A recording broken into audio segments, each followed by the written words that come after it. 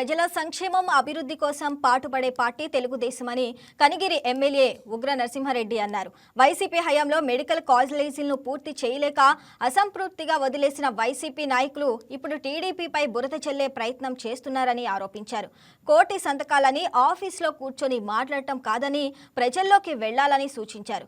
గత 5 ఏళ్లలో చేసిన అభివృద్ధిపై ప్రజల్లో చర్చించాలన్నారు.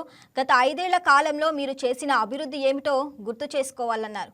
ఇలాంటి బైక్ ర్యాలీలో కోటి సంతకాల కార్యక్రమాలతో ప్రజలను మోసం చేయాలని చూస్తున్నారని అన్నారు. 2029లో కూడా మళ్ళీ చంద్రబాబు నాయుడు సీఎం అవుతారని ఎమ్మెల్యే ధీమా వ్యక్తం చేశారు. అదేవిధంగా అన్నా క్యాంటీన్లు కానీ ఏదైనా ఒక సంక్షేమ పథకాలు గతంలో జరుగుతున్నటువంటిది కూడా అది ప్రజల కోసం, ప్రజల సంక్షేమం కోసం, అభివృద్ధి కోసం పోరాడే పార్టీ తెలుగుదేశం పార్టీ.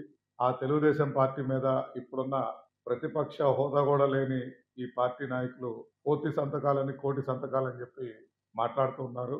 ఏదైతే ఈరోజు ప్రైవేట్ మెడికల్ కాలేజీలు వారి సమయంలో శాంక్షన్ అని కట్టలేక కొన్ని మొండిగోడలు వదిలిపెట్టేసి మేము కట్టాము, ఈ అభివృద్ధి అంతా మా అభివృద్ధిని ఆటంకపరుస్తున్నారని సంస్కృతి మా పార్టీ మీద బురద జల్లటాన్ని మేము ఖండిస్తూ, గతంలో ప్రజావేదిక పగలగొట్టింది మీరు, మరి పవర్ పర్చేజ్ అగ్రిమెంట్లన్నీ డ్రాప్ చేసి రాష్ట్రానికి వేల కోట్ల రూపాయలు నష్టం చేసింది మీరు. అదేవిధంగా అన్నా క్యాంటీన్లు కానీ ఏదైనా ఒక సంక్షేమ పథకాలు గతంలో జరుగుతున్నటువంటిది కూడా అధికారం మనకల్లా ఆపింది మీరు. ఈ ప్రభుత్వం అటువంటిది కాదు.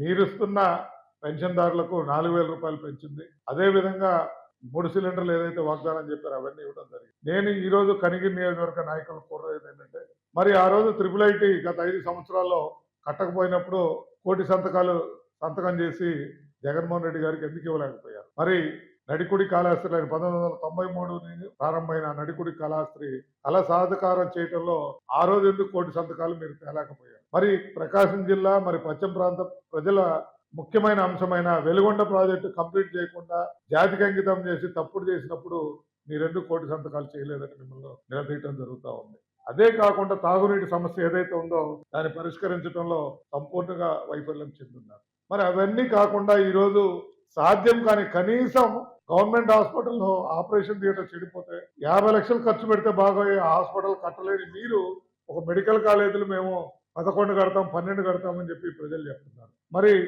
జ్యోతిరావు పూలే గారి పేరు మీద పెట్టిన బీసీ మోడల్ స్కూల్స్ దాదాపు 30 శాంక్షన్ అయితే ఒక్క బిల్డింగ్ కూడా కట్టలేరు మీరు. 30-40 కోట్లు అయ్యే ప్రాజెక్ట్ కట్టకుండా.